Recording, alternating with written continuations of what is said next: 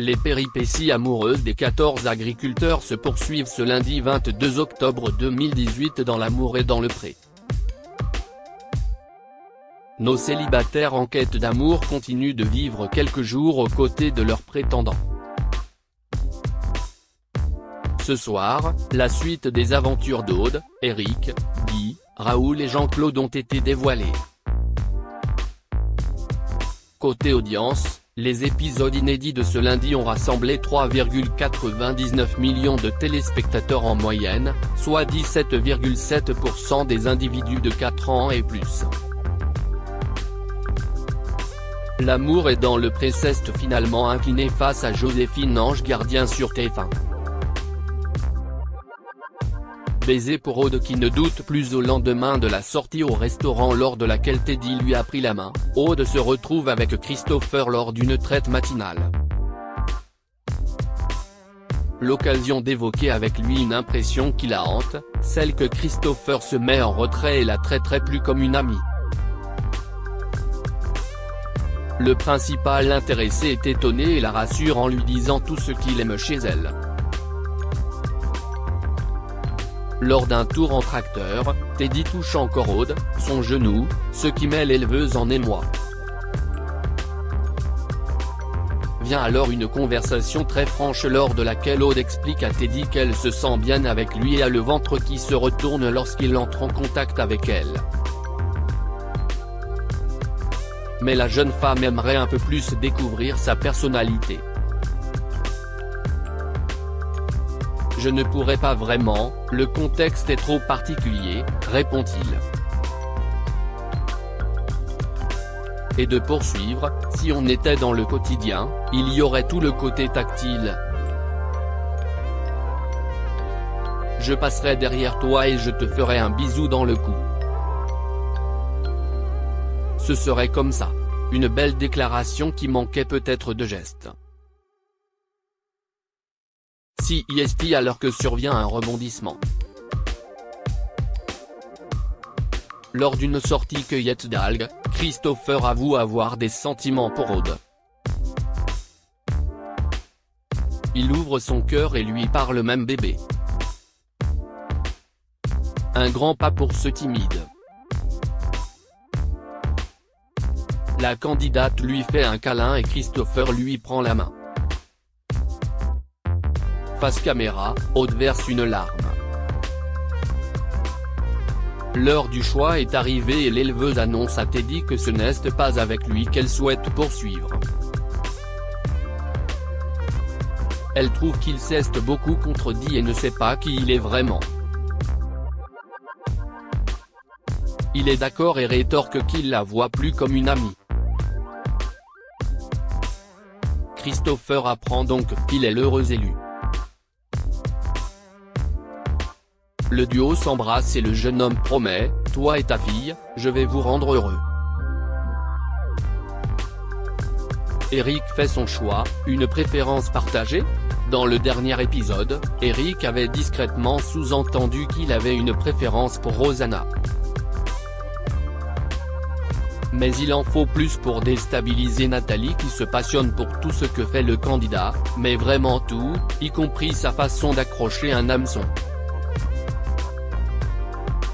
Sa concurrente est aussi sous le charme d'Eric et ne cesse de vanter ses qualités morales et physiques face à la caméra. Malheureusement Riku n'est pas trop dans la séduction. Attention à ce que ces belles ne s'impatientent pas. Eric ne leur en laisse pas le temps puisqu'il a fait son choix. Il annonce à Rosanna qu'il veut poursuivre l'aventure avec elle. Nathalie a deviné son choix et ne veut pas Riku. Le trio décide de continuer l'aventure ensemble. Le lendemain, sous prétexte d'expliquer à Rosanna comment fonctionne l'horloge de la gazinière, l'agriculteur se montre tactile. Et lors d'une partie de flippé organisée dans sa chambre, il recommence en lui caressant les bras. Finalement, la présence de Nathalie ne serait-elle pas gênante ? pas forcément pour Rosanna qui avoue à la caméra être un peu déstabilisée par ce rapprochement. Il lui faut plus de temps. L'heure des présentations aux proches de Riku a sonné. Face à ses amis, il ne dit rien de sa préférence pour Rosanna avec la complicité de ses prétendantes. Mais il ne réussit pas à retenir ses larmes lorsque sa préférée lui fait des compliments en public. Guy se retrouve totalement seul. Francine, qui était le coup de cœur de notre participant, l'a un peu déçu. Visiblement, elle ne s'adapte pas aussi bien qu'il l'espérait à son environnement. De son côté, elle souhaite plus de proximité avec lui.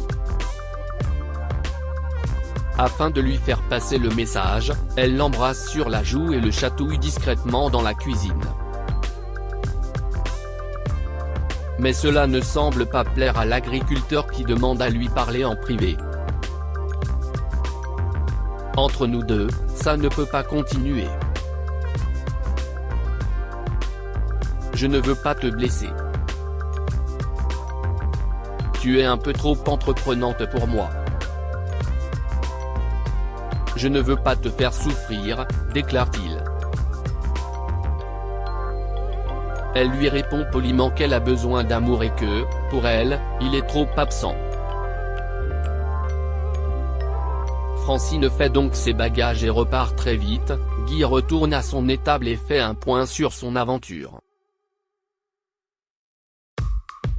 Pour lui, la voir partir est un soulagement. Pendant ce temps, Montserrat fait ses bagages. Je n'ai pas eu de coup de cœur, de sentiment, déclare-t-elle face caméra. À son retour, en voyant Montserrat et sa valise, Guy n'est pas étonné. Il sait qu'avec elle non plus, cela ne pouvait pas fonctionner. Raoul rencontre ses beaux-parents. Le Réunionnais est toujours en tête-à-tête avec Laetitia. Inquiet pour la santé d'une de ses brebis, l'éleveur est très pris par son travail et craint que cela entache sa relation avec sa prétendante.